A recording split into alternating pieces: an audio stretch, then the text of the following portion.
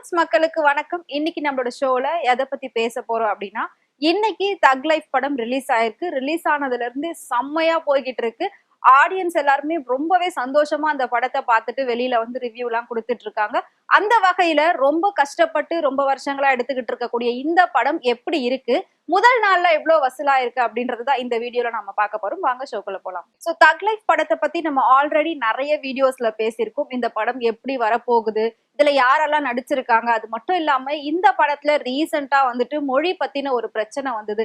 இந்த படம் ரிலீஸ் ஆகுறதுக்குமே ஒரு பிரச்சனை வந்தது. தமிழ்நாட்டுல கிடையாது, கர்நாடகால. சோ அந்த பிரச்சனை இப்ப வரைக்குமே போய்கிட்டு இருக்கு. இது எல்லாமே கண்டிப்பா உங்களுக்கு தெரிஞ்சிருக்கும்.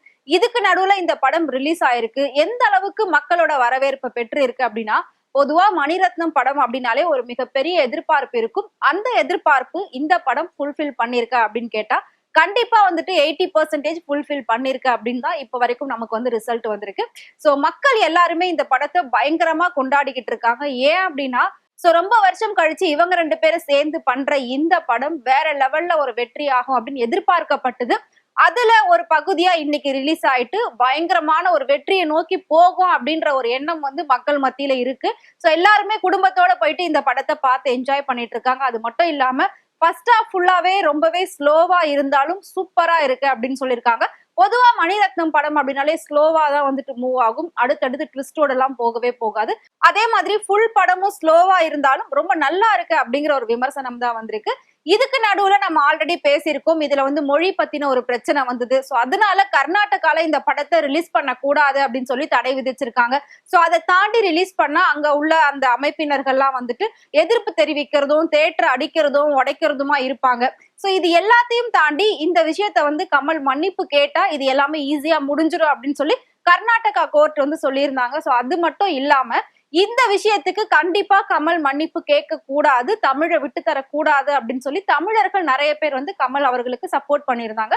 சோ இப்ப வரைக்கும் கமல்ஹாசன் வந்து அந்த விஷயத்துக்கு மன்னிப்பு கேட்கவே இல்லை. ஏன் அப்படின்னா, மன்னிப்பு கேட்கறது எனக்கு பெரிய விஷயம் கிடையாது, ஆனா தமிழை நான் எப்பவுமே விட்டு தர மாட்டேன், நான் மன்னிப்பு கேட்டுட்டேன்னா தமிழை விட்டு கொடுத்த மாதிரி ஆயிடும் அப்படின்ற அவர் சொல்லியிருக்காரு. சோ அது மட்டும் இல்லாம இப்ப என்னங்க, கர்நாடகால இந்த படம் ரிலீஸ் ஆகல அப்படின்னா 15 to 20 கோடி ரூபாய் வரைக்கும் நஷ்டம் ஏற்படுமா?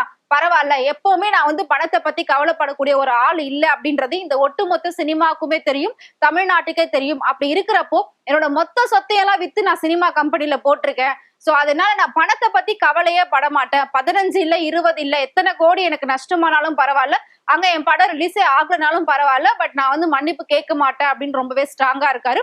இதுக்கு ஆல்ரெடி நான் சொன்ன மாதிரி தமிழர்கள் நிறைய பேர் வந்து சப்போர்ட் பண்ணிட்டு இருக்காங்க. சோ நிறைய தமிழ் சமூக ஆர்வலர்களா இருக்கட்டும், சினிமாவை சேர்ந்தவர்களா இருக்கட்டும், எல்லாருமே வந்து பயங்கரமா சப்போர்ட் பண்ணிட்டு இருக்காங்க. சோ இந்த தமிழுக்கு சப்போர்ட் பண்ணி விஜய் ஏன் வந்து பேசல? ஏன்னா விஜயோட கட்சி பேரே தமிழக வெற்றி கழகம் தான். சோ அப்படி இருக்கிறப்ப அவரு ஏன் வந்து தமிழுக்கு குரல் கொடுக்கல? கமலுக்கு ஆதரவா எந்த ஒரு வார்த்தையும் இது வரைக்கும் அவர் வந்து சொல்லவே இல்லை. சோ இதை தவிர்த்து ரொம்ப க்ளோஸ் ஃப்ரெண்ட் வந்து சூப்பர் ஸ்டார், அவர் ஏன் வந்து கமலுக்கு சப்போர்ட் பண்ணல? ஒருவேளை அவர் கர்நாடகாவை சேர்ந்தவர் அப்படின்றதுக்காக அவரும் இதுல இருந்து ஒதுங்கி நிக்கிறாரா, இல்லனா நம்ம திரும்ப திரும்ப இதை பத்தி பேசி இந்த பிரச்சனை இன்னும் கொஞ்சம் பெருசாக வேண்டாம் அப்படின்றதுக்காக ஒதுங்கி நிக்கிறாங்களா அப்படின்னு தெரியல. ஆனா நிறைய பேர் வந்துட்டு கேள்வி கேட்கறது என்ன அப்படின்னா, ஏன் விஜயும் ஏன் ரஜினி அவர்களும் வந்து இதை பத்தி எதுவுமே பேசல அப்படின்னு வந்து கேட்டுட்டு இருக்காங்க. சோ இதுக்கான ஆன்சர் நம்ம கூடிய சீக்கிரம் என்ன அப்படின்றது நமக்கு தெரிஞ்சிடும். இதுக்கு நடுவுல இந்த தக் லைஃப் படம் வந்து பயங்கர பிரம்மாண்டமா எடுத்திருக்காங்கன்றது நமக்கே தெரியும். எவ்வளவு அளவுக்கு கஷ்டப்பட்டு, எவ்வளவு ஹார்ட் ஒர்க் பண்ணி, எவ்வளவு ஸ்ட்ரகிள்ஸ் ஃபேஸ் பண்ணி இன்னைக்கு இந்த படம் வந்து ரொம்ப சக்சஸ்ஃபுல்லா ரிலீஸ் ஆயிருக்கு. சோ இந்த படத்தை வந்து 300 கோடி பட்ஜெட்ல எடுத்திருக்காங்க. கிட்டத்தட்ட வந்து எவ்வளவு விஷயங்கள் இதுல வந்து இன்க்ளூட் ஆயிருக்கு அப்படின்றதையுமே அவங்க வந்து ஒரு பிரஸ் மீட்ல சொல்லியிருக்காங்க. சோ இது எல்லாத்தையும் தாண்டி 300 கோடி பட்ஜெட் போட்டு இந்த படத்தை எடுத்ததுல அவங்க கிட்டத்தட்ட 400ல இருந்து 450 கோடி வரைக்கும் இந்த படத்தோட வசூல் வந்தாதான் இதை நாம மேனேஜ் பண்ண முடியும், இது வந்து நம்ம வெற்றியா பார்க்க முடியும், நம்ம போட்ட அத்தனை படத்தையும் திரும்ப எடுக்க முடியும் அப்படின்னு சொல்லி ஒரு குழு வந்து கணிச்சிருக்காங்க. அதாவது அந்த படக்குழுவே இதை வந்து கணிச்சிருக்காங்க. சோ ஆல்ரெடி நம்ம வந்து ஒரு வீடியோல சொல்லியிருக்கோம், இந்த தக் லைஃப் படத்தோட ப்ரீ புக்கிங் ஃபாரின்ல மட்டுமே 40 lakhs ஆயிருக்கு அப்படின்னு சொல்லியிருந்தோம். சோ அதை தாண்டி தமிழ்நாடு, இந்தியா அப்படின்னு பாக்குறப்ப இன்னும் அதிகமா ஆயிருக்கு அப்படின்னு சொல்லியிருந்தாங்க. பட் அது எவ்வளவு அப்படிங்கிறது இன்னும் எக்ஸாக்ட் ரிசல்ட் நமக்கு வரல. ஆனா இன்னைக்கு ஃபர்ஸ்ட் டே வந்து ரிலீஸ் ஆயிருக்கு. ஃபர்ஸ்ட் டே ரிலீஸ் ஆனதுல அவங்க எக்ஸ்பெக்ட் பண்ணது என்ன அப்படின்னு பாத்தீங்கன்னா, கிட்டத்தட்ட தமிழ்நாடு அண்ட் ஆந்திரா, தெலுங்கானா இது 3 இடத்துலயும் சேர்த்து 10 கோடிக்கு மேல வந்து அவங்க எதிர்பார்த்திருக்காங்க. ஆனா இப்ப வரைக்கும் அந்த 10 கோடி எட்டல அப்படின்னு சொல்லியிருக்காங்க. ஆனாலும் எல்லா இடத்துலயும் ரொம்ப வெற்றிகரமா தான் இது போய்கிட்டு இருக்கு. Full and full positive result தான் வந்துகிட்டு இருக்கு. சோ இது எல்லாத்தையும் தாண்டி வெளி மாநிலங்கள்ல ஒரு நாளைக்கு 3ல இருந்து 5 கோடி ரூபாய்க்குள்ள வந்து இது வசூலாகணும் அப்படின்னு சொல்லி எதிர்பார்த்துக்கிட்டு இருக்காங்க. ஆனா இன்னைக்கு மொத்த வசூல் அப்படின்னு பாக்குறப்போ கிட்டத்தட்ட 6ல இருந்து 7 கோடி மட்டும் தான் ஆயிருக்கு அப்படின்னு சொல்லியிருக்காங்க. சோ அதனால இந்த படக்குழுல இருக்கவங்க எல்லாருமே வந்துட்டு இதை ஒரு பெரிய சவாலா பாத்துட்டு இருக்காங்க. எப்படி நம்ம வந்து 300 கோடியை கிராஸ் பண்ண போறோம் அப்படின்னு யோசிச்சுட்டு இருக்காங்க. சோ ஏன்னா 300 கோடி பட்ஜெட் அப்படிங்கிறது சும்மா கிடையாது. அந்த அளவுக்கு அதுல வந்து எல்லா விஷயத்தையும் இன்வெஸ்ட் பண்ணி எடுத்திருக்காங்க. சோ இந்த பணத்தை வந்து நம்ம எப்படி திருப்ப எடுக்க போறோம் அப்படின்ற ஒரு பெரிய ஒரு கேள்வியோட அவங்க இருந்துகிட்டு இருக்காங்க. ஆனா மக்களோட மத்தியிலன்னு பாக்குறப்போ இந்த தக் லைஃப்க்கு வேற மாதிரியான ஒரு ரெஸ்பான்ஸ் இருக்கு. ஏன் அப்படின்னா பெரிய பெரிய லெஜெண்ட்ஸ் எல்லாருமே இதுல இருக்காங்க. சோ கிட்டத்தட்ட கமல் அண்ட் சிம்பு இவங்க 2 பேரையுமே வந்துட்டு ஒரே ஸ்கிரீன்ல பாக்குறது இன்னும் வேற லெவல்ல இருக்கு. அதுல பிளஸ் த்ரிஷாக்கு இன்னைக்கு இருக்கக்கூடிய மார்க்கெட் லெவல் வேற மாதிரி இருக்கு.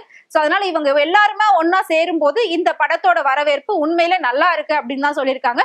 சோ படக்குழு எதிர்பார்த்த அந்த 300ல இருந்து 400 கோடி ரூபாவை இந்த படம் வசூல் சாதனை படைக்குமா அப்படின்றத நம்ம வெயிட் பண்ணி பார்க்கலாம். சோ ஏற்கனவே ராஜ்கமல் ப்ரொடக்ஷன்ல இருந்து அமரன் படம் வந்து பண்ணியிருந்தாங்க. சோ அந்த படம் வந்து 300 கோடியை தாண்டிய வசூல் ஆயிருந்தது. சோ அதுக்கடுத்து இந்த படம் அந்த வரிசையில வருமா அப்படின்றத நம்ம வெயிட் பண்ணி பார்க்கலாம். சோ நீங்க தக் லைஃப் படம் பாத்தீங்க அப்படின்னா மறக்காம எங்களுக்கு கமெண்ட்ல சொல்லுங்க. இதே மாதிரி சினிமால நடக்கக்கூடிய நிறைய இன்ட்ரெஸ்டிங்கான விஷயங்கள் டே பை டே அப்டேட் உங்களுக்கு தெரியணும்னு நினைச்சீங்கன்னா மறக்காம ஃப்ரெண்ட்வுட் சேனலை ஃபாலோ பண்ணிக்கோங்க.